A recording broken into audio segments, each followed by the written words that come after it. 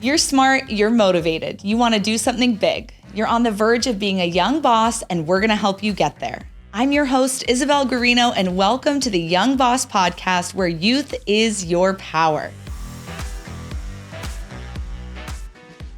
Today, I am super excited to welcome Annemarie Coffey to the Young Boss Podcast. Annemarie is the COO of Sharper Business Solutions, which provides executive-level services to C-suite individuals and corporations across a multitude of industries, from events, talent, marketing, and publishing, all the way to consulting and education. There really isn't anything you don't have your hands in, I feel like. Annemarie flew in all the way from the Midwest, and she's here with us today, and I'm so excited you made this trip. So let's get into it. Welcome. Thank you. Happy to have you here. So tell us a little bit about yourself. How did you find yourself as the COO of this incredible company? All right. So like you said, I'm Annemarie Coffey. I have a cool last name. I am 24 years old. I started out as a registered nurse. Well, I went to college, obviously. Went to college to be a registered nurse, worked for a year in a COVID unit. Yeah. Came burnt out very quickly. Yeah. I went to my parents because what else do I do? They asked me to come on with them. Me and my husband traveled with them for an entire year, going to different companies and learning how Sharper works. From there, I became operations manager. I ran some meetings for clients. And then I had a baby, and then I became the COO because we had a big missing piece in our company. I love it. That's a very fast jump up. So in your career as a nurse, and now you're the COO, what drew you to nursing initially? I can't remember a time that I didn't want to be a nurse. Oh, really? Yes. I just always I guess I could say I wanted to be a vet, and then wanted to take care of animals, and I really wanted to take care of people. But my dad, he got sick. He had Lyme's disease. It took him a year to get diagnosed. Nobody knew what was wrong with him. Wow. People called him crazy. He wasn't. He was just sick. So he had late-term Lyme's disease. From there, I helped my mom take care of him day by day. Didn't work, nothing. We had to take care of him. Gosh. So from there, my passion for nursing just grew. Yeah. So yeah, that's why I became a nurse. But that's awesome. Yeah. And then COVID, I have tons of friends who are nurses, and they got completely burnt out. So I feel like that's so valid. And it was just like hard. It was a lot of hard work on you guys. So then you made the big switch. Mm-hmm. And did your parents give you any hesitation to come work for them, or were they like, we'll make it work, we'll find a seat on the bus, we'll make something happen? No, my parents have always been supportive of me. They put me through college as a nurse. They believed in me then, and then they believed in me when I didn't want to be a nurse as well. That's good. So one of their biggest core values is belief. So whatever they want to do, they support me. So, obviously if it's dumb, they're going to tell me it's dumb. But yes, they very much support me, brought me into the company, and opened their arms for when I was struggling in a really bad time. Yeah. Myself, but yeah. That's awesome. And did they ever give you, like, when you said you wanted to go to nursing, were they like, no, come join us, like, work for us? Well, when I wanted to go into nursing, Sharper was a baby company. So Okay. 2016 is when Sharper started. I graduated high school 2017. Summer high school, I went to CNA school, and then I went to nursing school. Yeah. So yeah, they didn't pressure me into not going into nursing because they didn't know where Sharper would be. Yeah. Where it is now. Yeah. So they supported me with whatever I wanted to do. That makes sense then. I know I always think about that because obviously we're a family business as well, and I didn't grow up in it. Mm-hmm. But then people always ask me like, oh, did your parents like pressure you? And I'm like, not at all. Like it was totally just like, I was like, can I come work for you? So you had the same situation where you're like, can I come work for you? Like, do you think working with family makes business easier or harder? There's pros and cons to it. Tell me. I'll just give an example. My brother, he's sales manager. Yeah. Or he's chief growth officer, actually. So he's on the C-level team with me. Okay. But I'm also operations, and I make sure our clients are happy. I make sure the sale was done correctly. So from there, I have to get on to him sometimes, and that's not the funnest because, not the best. I've always been a protector of my brother. Like, don't be mean to him or you're going to have me. So yeah, that's hard for me to get on to him. Conflict within family I'm not good at conflict, but I have had to learn as my role, you have to deal with it as a part of being a COO. Yeah. So yeah, there's that, and then like our family dinners will turn into business dinners. Yes, that's mostly my fault. My parents would say, "Please stop talking about work," but I'm like, I need this answered now. Yeah. But yeah, so we have to set boundaries within our family when to talk about business, when not to. I would say there's pros and cons. The pros is I trust everyone in my family. It's fun, actually. Like, I talk to my brother every single day. Me and my brother fought every single day when we lived at home together. Yeah. So now that we work together, I feel like he's become one of my best friends. Yeah. So yeah, it's fun, pros and cons. And like, I work very closely with my husband. We work from home together. So yeah, I love it. But there is conflict arise, and that's not the fun part. I agree with that. I feel like with my siblings, it's been a lot of, so we had to learn to not carry stuff over from our childhood. I don't know if you guys do that, but like my sister would be like, you are someone who just comes in and like messes up a place, right? And so if I would leave things array in the office, she'd be like, you always do that. And I'm like, I don't always do this. I had 5 minutes to set up the office. Like I just threw it in, I was going to come back. And she's like, no, you know, and it becomes this history thing instead of what it actually is, where it's like, I was coming back. I had 10 minutes. I just threw it there because I was going to come back. Do you and your brother ever like hold past behaviors against each other? Yes, totally. So me and my brother, like I said, we fought a lot when we were younger. There was this time, I don't remember even what we were fighting about. He basically threw a brush at me and I was so mad. I was like, you do not hit women and all this stuff. So anytime like I hear him talking rude, I will come back to that. Like, you need to be kind and we're not going to disrespect women. But yeah, there's times when we bring up the past and it never goes over well. And he'll for sure, like, you used to tell on me for this and this. No, it's not how it is anymore, okay? I'm actually your boss now, so no. To be a nurse, you obviously have to be super empathetic and selfless. How did that experience influence, you know, running a business now? Do you kind of take those lessons that you learned into what you do now? Yeah, so as a nurse, you like you said, you do have to be very empathetic, caring. Doing that, I probably became burnt out as a nurse when I was always being nice to people who were being rude back to me. I mean, that's not always, but there was probably every other shift, there's someone that's not happy. Well, but I get it. They're going through a hard time. They're the sickest they've ever been. They're going through COVID. They don't know what that is. So my job was I have to be nice to you no matter what. But there also were times where I had to learn how to advocate for myself and say, no, you're not going to talk to me that way, or we have to stand up for ourselves. And I do encourage that within our company. I like to give my employees the benefit of the doubt and show them kindness. Like I say, kindness is very powerful. I do want the employees, my clients, to know, like, please come to me if there's an issue and we'll figure it out. Like, I'm not going to get down your throat.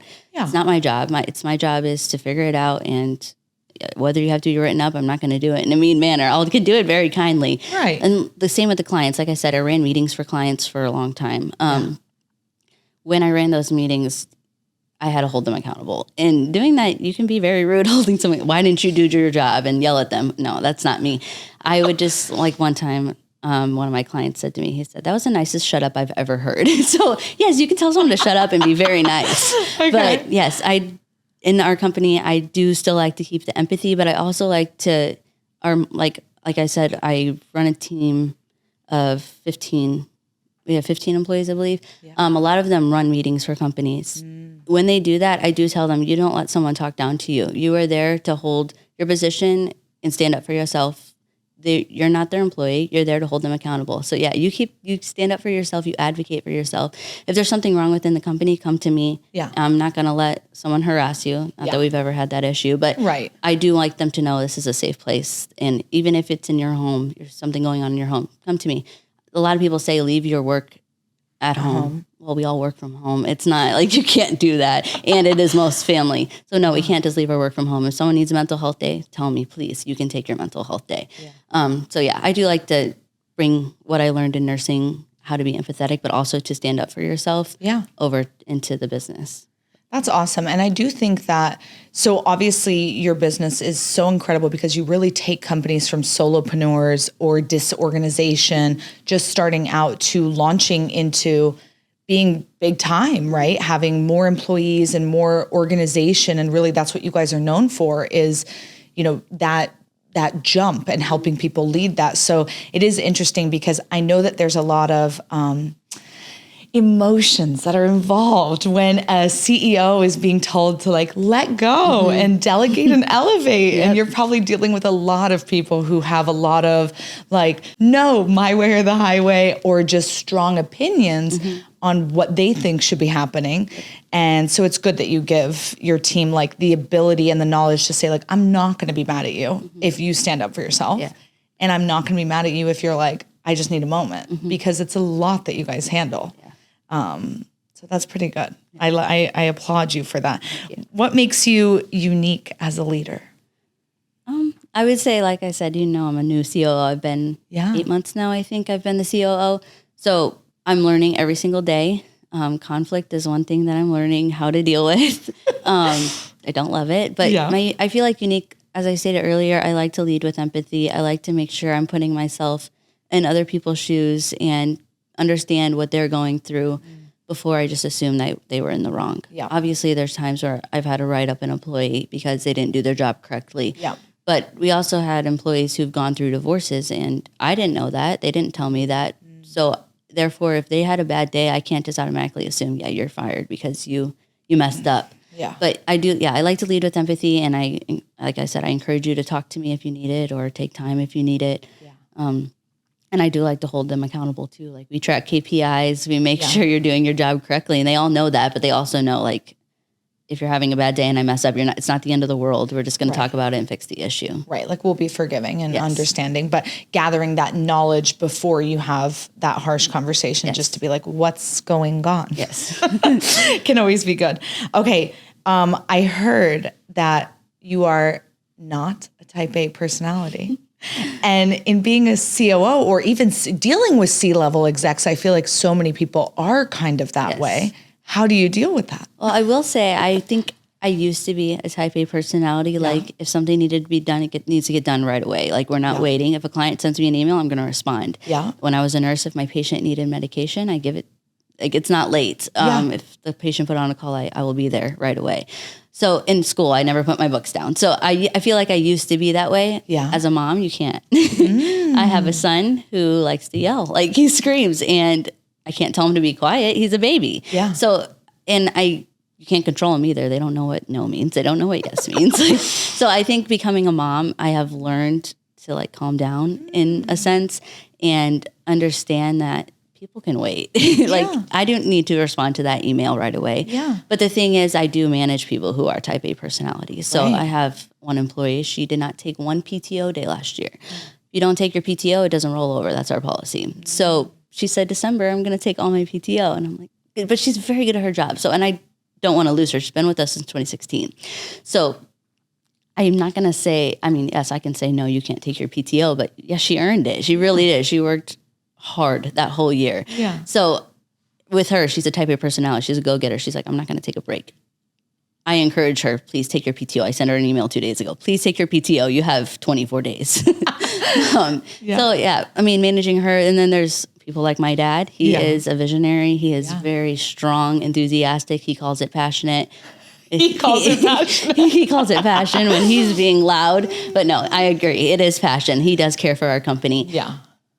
I used to fight back, like saying, no, we're not doing it that way. But learning to be or becoming the integrator or the COO, it's my job to take his vision and execute it. Yeah. So doing that, I have learned to calm down. And being a mom has taught me that as well. To calm down, listen, take it in, accept the change, and move forward. I would say, no, I'm not a type A personality anymore. I'm not lazy, but I will get the job done, but I'll do it within. It doesn't need to be done right away. Yeah. But like I said, there's times when it does, like if there's an emergency, I got a call at 6:00 this morning of a client emergency. It had to be taken care of right away. So there is time where I come back into that. But managing type A's, I think we butt heads sometimes because I used to be like that, and sometimes I still can be. But I do appreciate people who are very go-getters, but you have to learn to set boundaries and like take time for your family, take your PTO. And me being the integrator or the COO, I have to learn how to communicate with a type A person like my dad. I have to show him all they want is quick, concise, to the point. Show me the numbers, show me results, and they love to solve problems too. Yeah. So hand them a problem, they'll be busy for a little bit. Hey there, it's Isabel. Subscribe to the Young Boss podcast if you're ready to take your career to the next level. It's really that easy. Now, back to the show. I think that's really interesting because I've been noticing that people treat emails like they're text messages. Mm-hmm. Like a text message was created to be a quick, short, like, I need you now, right? Like that beeper message back in the day. Like we didn't have beepers, we're too young, but like our parents did probably. But it was that like, it's an emergency, right? A text is like, I want you to respond right away. Yep. But an email was meant to be answered Monday through Friday, 9 to 5. Yep. And if it's sent at 5:05, it's not meant to be answered until 9 a.m. the next day, or in the order it was received in my inbox. But nowadays we treat emails like text messages and we expect people to respond right away. And I think sometimes we have to remember, like, if you want that response, then text people, but also there are boundaries. Yep. And I do think that's a big difference between older people and like Gen Z and millennials who are very much like, no, I'm protecting my space and myself and I have boundaries, right? Yeah. And baby boomers and even sometimes Gen Xers are just like, nope, that doesn't exist. Like if I need you now. Yeah. And so I know you also deal with a lot of older people than you. And so how do you deal with like clients or your own staff who's older than you? And there's that generational gap of saying like, the way I operate is a little different. Yeah. I will give like how you said the text is meant to be texted fast, or you're supposed to respond fast. Yeah. I learned my lesson with that one time. I deal with a lot of coaches because they coach for us. Yeah. I texted them on a Sunday. It wasn't an emergency, but I wanted an answer. Like I said, I used to be that type of person. Like, please get it done right now if it needs to get done. Yeah. I texted him. I was like, hey, I need this taken care of, or can you answer this question? He's like, it's a Sunday. I'll respond to you tomorrow. I was like, oh, okay. So like a part of me, I'm like, I'm kind of offended, but I'm like, I do agree. He has like 5 kids. So take your Sunday, spend your time with your kids. So at that point, I learned my lesson from him saying like, yeah, I don't need to text someone on a Sunday. If someone texts me on a Sunday, I'm not responding to you. So but I used to be the type of person, I'll respond to you, but now I need to take my time for my family, for my husband to clean my house. Yeah. But yeah. What was the rest of your question? Working with people who are older. Yeah. So I do, let me think. I think there's 2 people under me who is younger than me. It'd be my brother and his wife. Okay, so everybody's older. Wow. Yes, everybody is older. All the people who moderate meetings for me, all the coaches are older. My marketing, obviously my parents, they're older than me. But yes, everybody is older than me. So it can be kind of awkward. Like if you don't make a mistake in your job, I come in and say, hey, I gotta write you up. It's very awkward. Or if I have to let someone go, I had to let, I think she was like 45 years old. She just wasn't meeting. We gave her so many pips and like saying, hey, you got to improve on this. She still wasn't. So that was my first person I've ever let go. So it came time to it. And yes, it was very awkward. She handled it well. Like she didn't get mad at me, but I do have another employee on our team who doesn't handle me telling her what to do well. Okay. Or she didn't. I would say she didn't. She does now. But I had to earn their respect. They had been there longer than me. Maybe it looks like I was handed my position, and I'm not saying maybe I wasn't handed my position. My dad is the owner of the company. So it can definitely look like that. Yeah. But I had to earn their respect. I had to show that I can get results in our company doing it the way I want to do it and executing my visionary's vision and everything. And so now that worked out, I just had to earn their trust. Like she was in my family, so she doesn't know me as well as my whole family does. Yeah. We are a family company, like I said, but we do have employees who aren't. So yeah, I had to earn their trust. I think now I don't have any issues. We have a very strong team at this moment. And for now, hopefully there's no more issues. But yeah, I believe I've earned everyone's trust. And I think that was the biggest factor that played a role in conflict that did arise when I first became COO. Yeah, I could see that 100%, especially because you had people who were there before you. Mm-hmm. My rise to COO was a little different in that, like, I was basically his first employee. Okay. And so we built it together. Yeah. So every person who was brought on was pretty much brought on by me. And I taught them how to do their job because it was like, I'm doing your job right now. I'm going to teach it to you. And yours is a little different because coming in later. And so definitely dealing with any feelings about nepotism or do you deserve this or not, right? That is 100% real. And people really do take that not very lightly. Like they can be quite aggressive about it and feel very much entitled. Like I was here first and maybe even that they deserved it, which we all know they didn't and you're in the right position, but it's very like challenging and can be scary and make you start to doubt yourself when other people around you are saying like, do you even deserve this? You know? So that sucks, but I'm glad that you're working through it. Okay. What is one thing you have a hard time accepting or dealing with? So I would say one of the hardest things for me is change. I grew up, we grew up in a private school. So my mom was always with me. She worked in the cafeteria. So I was with my mom 24/7. So if I ever did have an issue come up, my mom was right there to help me through it, through change. And then I feel like I did make a transition. I went to a private Christian school and then I went to a Catholic college. Oh. So it's kind of different for me. It's not that I believed in their religion. It was just that's the college I wanted to go to. So that was probably one of the first changes I've had to go through, is just like my beliefs and having to stand in what I did believe. But then I went to nursing. That was obviously different. In college, I was taught something completely different than what I went into. I didn't know what COVID was when I went into it. Yeah. I graduated March 2020. COVID happened March 2020. Oh my gosh. And I started working as a nurse May. So yes, I had no idea. My NCLEX didn't have any questions on COVID. Yeah, I knew settings on a ventilator. That's all I could tell you. Wow. So it was very different. I had to accept that change very fast. When you're working with patients in a hospital, change happens 24/7. Yeah. Like you don't have time to adjust. So I feel like I never was able to accept the change. Yeah. Which led to me burning out very quickly. Yeah. I will mention when I graduated nursing school, I got married the same month. Actually, I got married the same month I graduated. You really like to put all your life events at the same time. Yes. I didn't want to get married till after I graduated college because I very much focused in college. So I graduated, took my NCLEX, started a job, and got married all in 1 month. Okay. Then I got burnt out. Like I said, I took on way too much. And then I had a baby 2 years later after getting married. And that was the biggest change I've ever been through. Yeah. Not that I don't love my son more. I love him more than anything. But postpartum depression, anxiety, that is something I did not know how to accept. And I didn't even, I knew it was something. I knew it was real. I just didn't know how you go through it. Yeah. And nobody can prepare you. You could take as much classes as you want. You don't know. So that was the biggest change I've ever had to go through. I was depressed, anxious. I did not want to get out of bed. I did get out of bed, but I did not want to get out of bed. And about 2 months ago, that was my breaking point. Mm-hmm. I had a Zoom with my parents because they're always traveling. I said, I don't think I'm the right person for this job. I think I'm going to quit. I want to work. I love this job. I think I'll go crazy if I don't work, but I can't handle the stress of having a baby, all the anxiety I have, all the depression.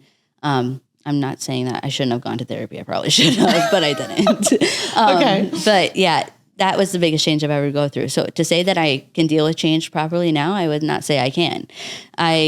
But I'm learning. Yeah, it's a work in progress. I'm learning how to delegate. I'm very good at delegating in business, but delegating in my home life, I don't want anybody to watch my son. Okay. So I am. But you just got a nanny? Yes, I did. And it's my mother-in-law, so I trust her. Okay. If it was someone else, I'd have cameras all over my whole house. Yeah. But yes, I did. I'm learning how to let go. She also does my laundry and does my dishes and cleans my house. Can I get one? Yes. So yes, I'm learning how to delegate. So I'm able to be the mom who I need to be, the COO I need to be. Yeah. I felt like a failure as a mom, a failure as a COO, a failure as a wife, as a housekeeper. I felt like a failure in everything. Again, that's probably hormones and depression and anxiety talking to me, not how I was actually doing, because my husband very much did not let me feel that way. He did tell me I was doing an amazing job. Yeah. And so did my parents. But people can tell you how you feel all day long, but you have to personally believe that in yourself. Yeah. So to say I can still deal with change, I don't. But I am learning how. And that is probably one of the hardest things for me is change. And Are there any tips that you feel like dealing with, having a baby and going through that you would want other young bosses to know? Because that's a very real thing. Yeah. And we were chatting before we began just that a lot of times, some of our listeners who run their own businesses, they might not have an official maternity leave. They might not have an official, this is when you come back or when you're allowed to take off, and they're kind of possibly working through a lot of it. Yeah. And so any tips for them to deal with that? Yeah, I would just say realize that you can let go. You don't have to do everything. How I grew up is the wife does the cleaning, the cooking, the raising the kids. That's not how it is anymore, but that's how I was taught. And my grandmother grew up the same way. She was a very hardworking woman. She had 5 kids. My mother, she was always cleaning, cooking. Not that my dad didn't help, but that's just what I've seen in my family. Right. So I thought I had to do everything. I thought, and my mom and my grandmother both worked. So I don't know how they did it, but they did. Superwoman. Yes. So yeah, I would say learn that it's okay to ask for help. Because it took me 7 months or 8 months to ask for help, and I was struggling. That's the worst I've ever struggled before after I had Asher. But it's a different type of struggle. I still wanted to keep fighting because I had him to fight for. But yeah, my tip is learn that it's okay to ask for help. And if you need to go to therapy, talk to a therapist. Like, that's what they're there for. Don't do what I did and not talk to anyone. But yeah. Isolating is not the way to go. No.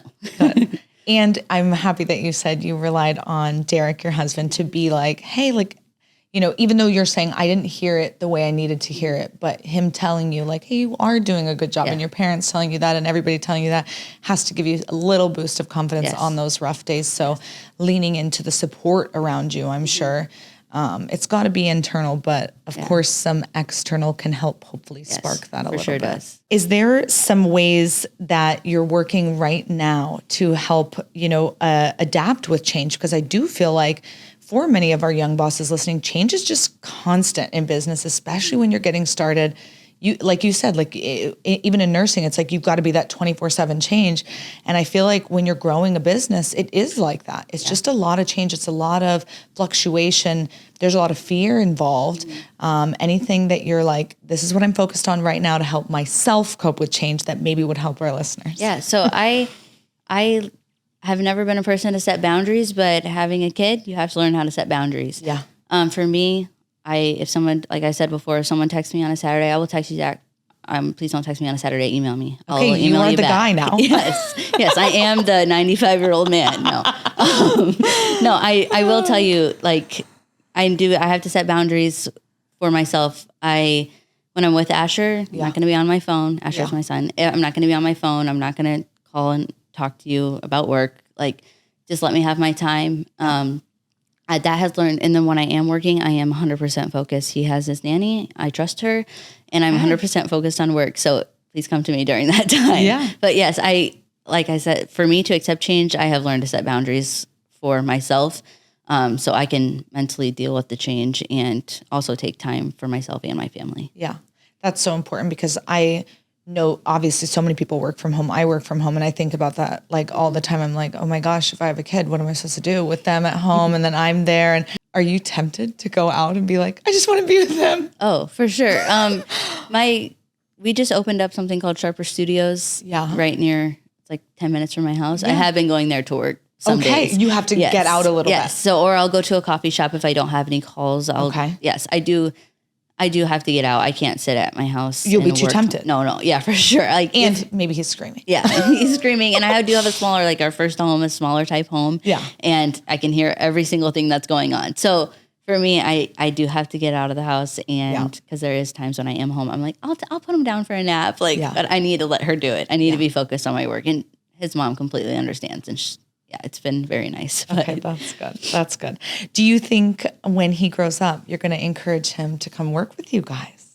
So I'll always encourage him to do whatever he wants to do. Okay. If he wants to be a nurse, I might say it's hard. But if he wants to be a nurse or a doctor, go for it. You do what you want to do. I will support him. Obviously, I'll give him advice along the way if he asks for it.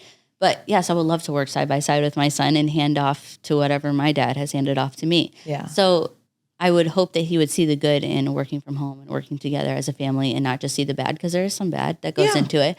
But I would hope he would see the good and want to work with me, but never will I force him. Like, obviously you can't force an adult, but never would I say you have to do this or you're disappointing me if you don't. Like, he will always have the ability to choose whether or not he wants to or not. And I would just hope that he would want to. Yeah.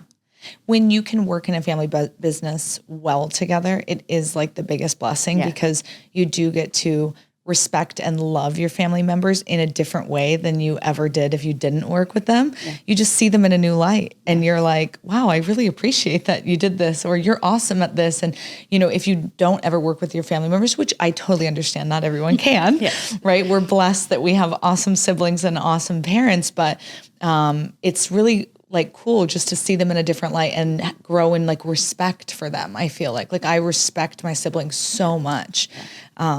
after working with them. And I don't know if I would have had that. I still would have probably been very like playful and jovial with them if I hadn't developed that other side of our relationship. So I would assume that when it's your kid, right? And then you're looking at them like, oh my gosh, my little boy's all grown up. I hope he works with me, right? Yep. But if he doesn't, as long, you're not disappointed. You're like, that's okay, but we're always here. And if you want to carry this on, and I love that you're saying like, if he sees it, he's going to basically look at it and be like, this is awesome. Yeah. I would say, I could not be anywhere.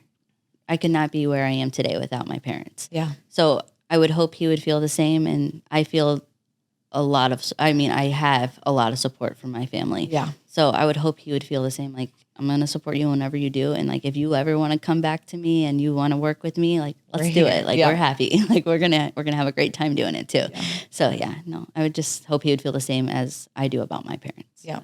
Well, I feel the same about your parents. I would not be where I am today without her parents. Which is true. If you are actually a business owner and you have a small business, seriously check out Sharper Business Solutions, because truly you guys help 10x our business. We went from probably 4 or 5 employees when we met you guys to over 50 employees. We went from 1 company to 8 companies, literally from a $2 million company to an $8 million company. Like, they are legit. They're the real deal. So this is my personal plug. She didn't ask me for this, but I am obsessed with her and her family. And definitely, if you're looking for help and support in that, check them out because they are amazing. Thank you. Yes. Thanks for listening to another episode of the Young Boss Podcast with me, Isabel Garino. Be sure to like, share, and follow on Instagram and TikTok, and subscribe wherever you get your podcasts. Leave us a comment if you have kids and how it has affected you in business. Don't forget, youth is your power.